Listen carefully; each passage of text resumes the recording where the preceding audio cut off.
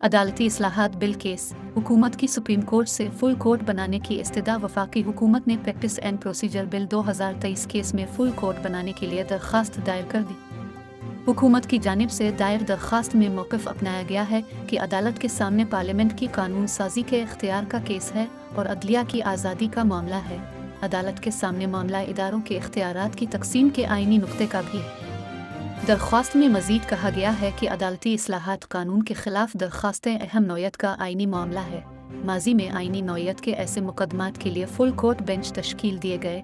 Supreme court practice and procedure कानून के मुकदमे में भी आइनी नौयत के सवालात उठाए गए हैं। वफाकी हुकूमत ने अदालत से इस्तदा की है कि सुप्रीम कोर्ट अदालती इस्लाहात बिल केस की समाअत के लिए फुल कोर्ट तश्कील दे। फुल कोर्ट की इस्तदा का मकसद किसी जज को शामिल कराना नहीं, तमाम जजेस पर वफाक का मुकम्मल एतमाद है।